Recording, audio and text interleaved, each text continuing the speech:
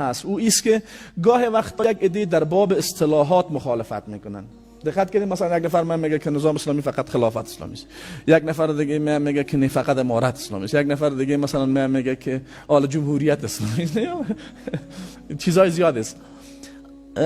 گرچه اگر ما خواسته باشیم اصطلاحات اصیل اسلامی را حفظ بکنیم، طبعا اصطلاح معمول و مشهور در تاریخ اصطلاح خلافت اسلامی بوده، اما اصل این اصطلاحات نیست. بیخی ما یک اصطلاح بیخی نو دیگه جور کنیم.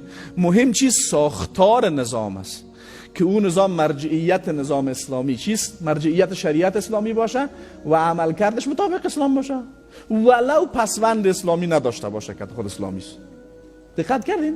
یک نظام مرجعیتش کجاست؟ مرجعیت قانونی شریعت اسلامی است و عمل کردش هم مطابق به چی پیش میره؟ شریعت اسلامی پیش میره، ولو نه در اولش اسلام اضافه شده باشه نه در اخیرش، بازم نظام اسلامی است.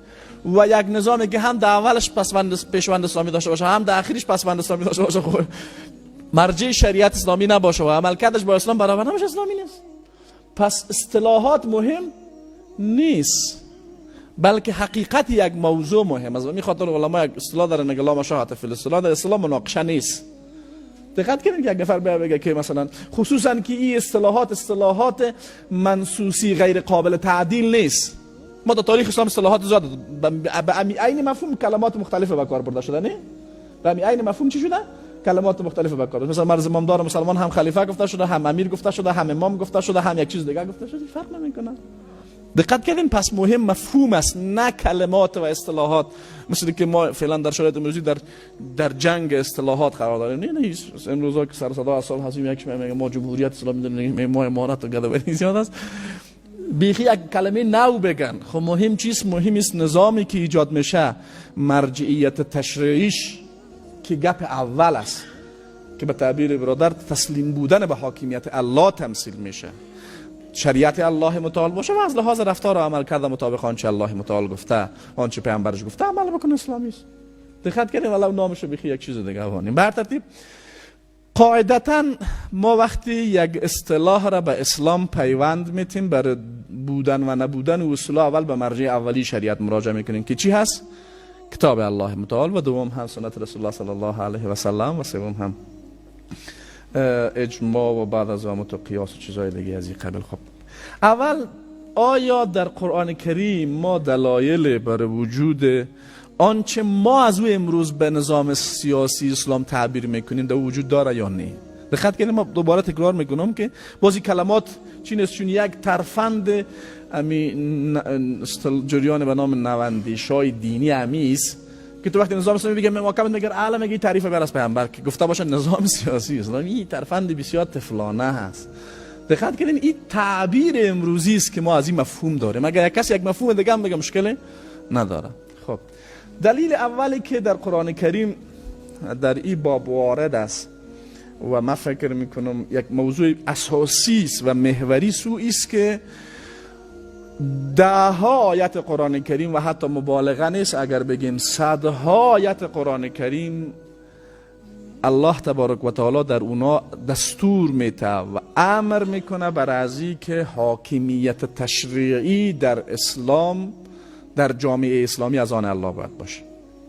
یک. دوم، حکم در جامعه اسلامی از آن الله هست. حکم به معنای وضع قانون، تشریع. دقت کردین؟ و الله متعال در دهها آیت هم بر پیامبر صلی الله علیه و سلم و هم بر امت اسلامی امر میکنه که احکامی را که الله نازل کرده را در جامعه باید چی بکنین؟ تطبیق بکنین. پس ما در باب مکلفیت در مقابل دین الله متعال دو نوع مکلفیت داریم. یک، مکلفیت تشریعی یا اعتقادی که باورمند به حاکمیت الله باشه. باورمند به چی باشیم؟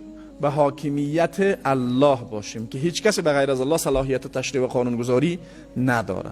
دوم، تشریعی را که الله متعال توسط پیامبران الهی برای بشریت آورده در زندگی عملی خود چی بکنیم؟